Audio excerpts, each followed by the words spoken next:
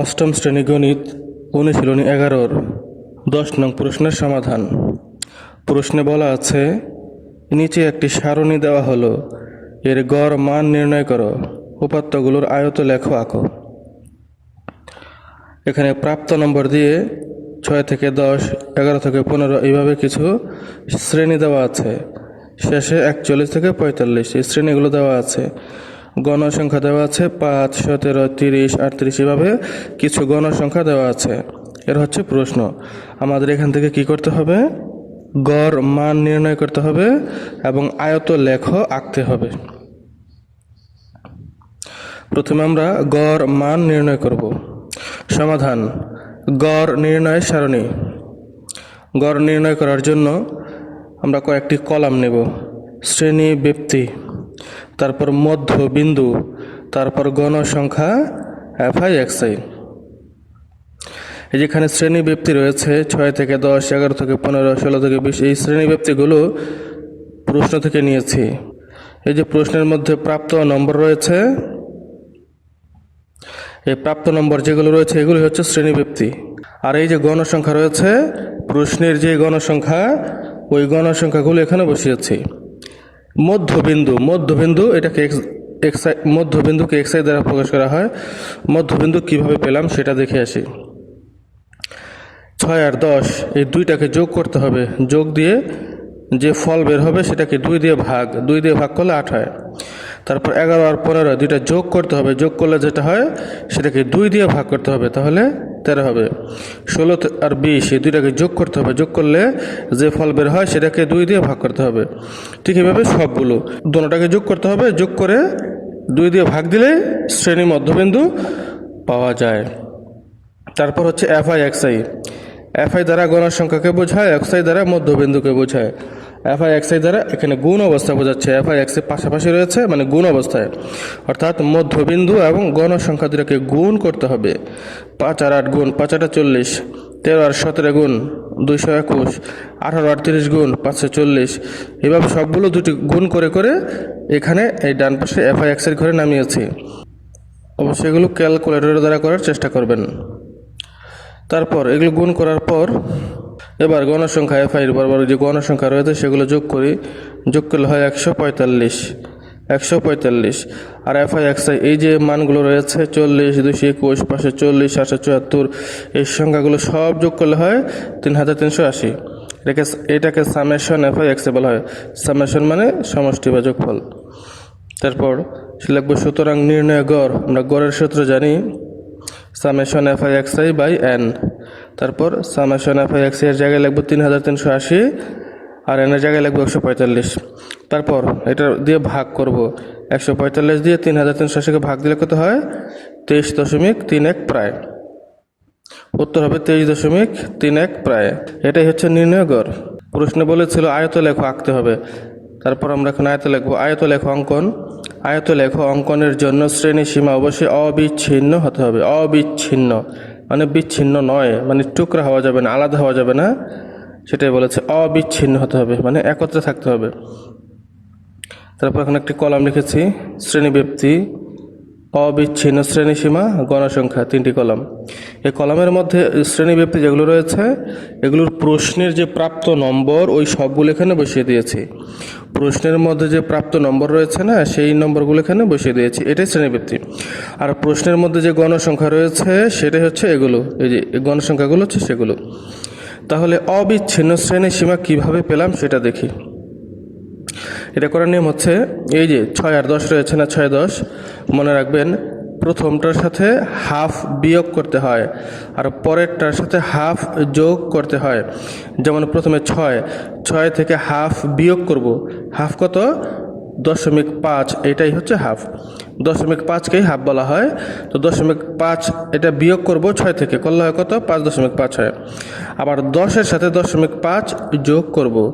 10-এর সাথে 0.5 যোগ করলে হয় 10.5। ঠিক এইভাবে এই যে 11 আর 15 রয়েছে, 11 আর 15, তো 11 থেকে 0.5 বিয়োগ করব, 15-এর সাথে 0.5 যোগ করব, এটা হবে। তারপর 16 থেকে 0.5 বিয়োগ করব, 20-এর সাথে 0.5 যোগ করব, এইভাবে এটা। তো এইভাবে প্রত্যেকটা শ্রেণীর প্রথমে যেটা থাকবে সেটা থেকে 0.5 বিয়োগ করব, আর পরে যেটা থাকে সংখ্যা ওইটার সাথে 0.5 যোগ করলে অবিচ্ছিন্ন শ্রেণীসীমা হয়ে যায়। সবগুলো সেম। এই সবার শেষেরটা দেখি 41.5, সবার শেষের শ্রেণীতে দেখি 41.5। তাহলে 41 তো প্রথমে, তাই না? প্রথমটার সাথে 0.5 বিয়োগ করতে হয়। 41 থেকে 0.5 বিয়োগ করলে হয় 40.5, আর 45-এর সাথে 0.5 যোগ করব, 45.5 হয়। এগুলো ক্যালকুলেটরের সাহায্যে করলে সহজ হবে। তাহলে আমরা কি বুঝলাম? যে শ্রেণীব্যপ্তি করে যেগুলো রয়েছে, প্রথম যে সংখ্যাগুলো রয়েছে এগুলোর সাথে 0.5 বিয়োগ করতে হবে, আর শেষের সংখ্যার সাথে 0.5 যোগ করলে অবিচ্ছিন্ন শ্রেণীসীমা বের হয়ে যায়। এখন আমরা একটি গ্রাফ পেপার আঁকবো, তার আগে কিছু কথা লিখে নিই। ছক কাগজে এক্স অক্ষ বরাবর প্রতি এক ঘরকে এক একক ধরে অবিচ্ছিন্ন শ্রেণীসীমা, এবং ওয়াই অক্ষ বরাবর প্রতি এক ঘরকে এক একক ধরে গণসংখ্যা বসিয়ে আয়তলেখ আঁকা হলো।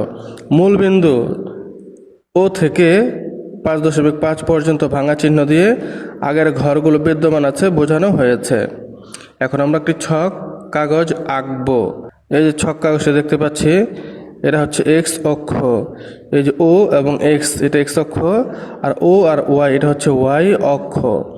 এক্স অক্ষ বরাবর এই যে একটি ভাঙা চিহ্ন দেখতে পাচ্ছি, ও এর ডান পাশে এই যে ভাঙা চিহ্ন, এর দ্বারা বোঝানো হয়েছে যেখানে আরও অনেক সংখ্যা রয়েছে, 1 থেকে 4.5 পর্যন্ত এখানে রয়েছে। তারপর আমাদের অবিচ্ছিন্ন শ্রেণীসীমার ঘরে প্রথমে কত ছিল? 5.5 থেকে 10.5, তাই না? তো এটা 5.5কে এই যে এই দাগ বরাবর লিখবো, 10.5কে এই দাগ বরাবর লিখবো। তারপর দ্বিতীয়টা ছিল কত? 10.5 থেকে 15.5, 10.5 তো এখানে রয়েছে, 15.5 মানে 15.5, এটা এখানে লিখে দেব। তারপর 3 নম্বর শ্রেণীতে কত ছিল? 15.5, 20.5, এই দুইটা এইভাবে লিখে দিব। তারপরের শ্রেণীতে ছিল 20.5, 25.5, এটা এই যে দাগ বরাবর লিখে দিব। এইভাবে আমাদের যে অবিচ্ছিন্ন শ্রেণীসীমার যে শ্রেণীগুলো রয়েছে, প্রতিটি সংখ্যা অবিচ্ছিন্ন শ্রেণীসীমার প্রতিটি সংখ্যা এই যে এইভাবে সব এখানে লিখে নিয়েছি। এগুলো কিন্তু সব অবিচ্ছিন্ন শ্রেণীসীমা, ওখান থেকে এখানে এইভাবে লিখে নিয়েছি। আর হচ্ছে এই যে এক্স অক্ষ বরাবর যে ছোট ছোট ঘর রয়েছে না, একটি ঘরকে এক একক ধরা হয়েছে।